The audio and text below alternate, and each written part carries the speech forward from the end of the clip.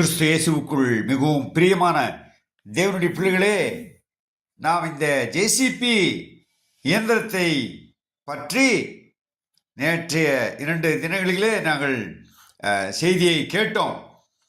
இந்த ஜேசிபி இயந்திரத்தை பற்றி நமக்கு நன்றாக தெரிந்ததனால் இப்பொழுது அது புழக்கத்தில் எல்லா இடங்களிலும் அது வேலை செய்வதனால் நாம் பார்த்ததினால் அதை சொல்லுகிறோம். ஆனால் இதை பார்ப்பதற்கு முன்பு, இந்த இயந்திரம் வருவதற்கு முன்பு மக்கள் எப்படி வேலை செய்தார்கள்?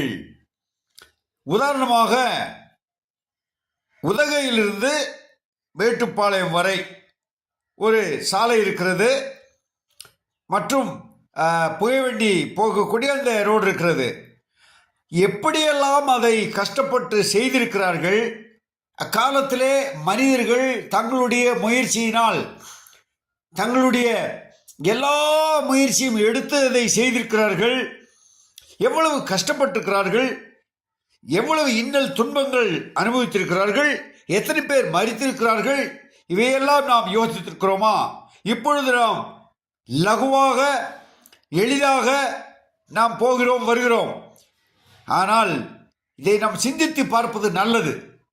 பழைய காலத்து மக்கள் இந்த இயந்திரங்கள் வருவதற்கு முன்பு தங்கள் சொந்த கைகளாலே வேர்வை சிந்தி வேதனைப்பட்டு நமக்காக இப்படிப்பட்ட காரியங்களை செய்திருக்கிறார்கள். இதே போலதான் சுவிசேஷனுடைய வேலையும் இருக்கிறது என்பதை நாம் அறிய வேண்டும்.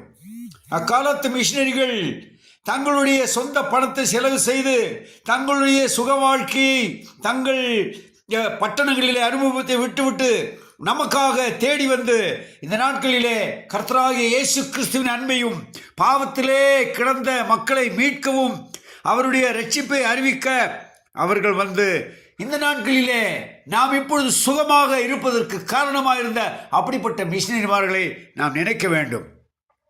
பழைய ஏற்பாட்டிலே ஏசாயா தீர்க்கதரிசி புஸ்தகத்தில் 52ஆம் அதிகாரம் 7ஆம் வசனம், சமாதானத்தை கூறி நற்காரியங்களை சுவிசேஷமாய் அறிவித்து ரட்சிப்பை பிரசித்தப்படுத்தி உன் தேவன் ராஜரிகம் பண்ணுகிறார் என்று சியோனுக்கு சொல்லுகிற சுவிசேஷகனுடைய பாதங்கள் மலைகளின் மேல் எவ்வளவு அழகா இருக்கிறது. இப்படி தேவன் பாதங்களை குறித்து வர்ணிக்கிறார். நாகும் முதல் அதிகாரத்தில் 15ஆம் வசனம், இதோ சமாதானத்தை கூறுகிற சுவிசேஷகனுடைய கால்கள் மலைகளில் மேல் வருகிறது. அருமையான தேவனுடைய பிள்ளைகளே, அவர்கள் தங்களுடைய சுகவாழ்வை விட்டு மலைகளில் மேல் ஏறி குன்றுகள் மேல் ஏறி கஷ்டத்தை அனுபவித்து குடிசைகளிலும் வீதிகளிலும் சுவிசேஷத்தை அறிவித்ததினால் இன்று நாம் இருக்கிறோம். அதைத்தான் அப்போஸ்தலனாகிய பவுல் ரோமருக்கு எழுதின நிருபத்திலே 10ஆம் அதிகாரம் 15ஆம் வசனம் இப்படி சொல்லப்பட்டிருக்கிறது. அனுப்பப்படாவிட்டால் எப்படி பிரசங்கிப்பார்கள்? சமாதானத்தை கூறி நற்காரியங்களை சுவிசேஷமாய் அறிவிக்கனுடைய பாதங்கள் எவ்வளவு அழகானவர்கள் என்று சொல்லி பாதங்களை வர்ணிக்கிறதை நாம் பார்க்கிறோம். இது மிக மிக முக்கியம். சுவிசேஷகனை, அருமையான தேவ பிள்ளைகளே, கர்த்தராகிய இயேசு கிறிஸ்துவின் நற்செய்தியை அறிவிக்கும் தேவ பிள்ளைகளை நீங்கள் கனப்படுத்துங்கள், அவர்களுக்காக ஜெபியுங்கள், அவர்களை நேசியுங்கள். அவர்கள் இல்லாமல் இருந்திருந்தால் நாம் ஒரு ரெவரண்ட் ஆக முடியாது. அவர்கள் இல்லாமல் இருந்தால் பிஷப் ஆக முடியாது. அவர்கள் இல்லாமல் இருந்தால் பாஸ்டர் ஆக முடியாது. அவர்கள் இல்லாமல் இருந்தால் தலைவராக முடியாது. அவர்கள் இல்லாமல் இருந்தால் நீங்கள் முன்பாக நின்று பிரசங்கிக்கவும் முடியாது. இதை மனதிலே வைத்தவர்களாக ஆண்டவராகிய இயேசு கிறிஸ்துவின் கட்டளையாகிய அந்த சுவிசேஷ பணியை நாம் அனைவரும் சேர்ந்து செய்ய வேண்டும் என்ற அந்த எண்ணம் ஒவ்வொருவருக்கும் வேண்டும். ஒருவரை ஒருவர் கனம் பண்ணுங்கள், ஒருவரை ஒருவர் நேசியுங்கள்.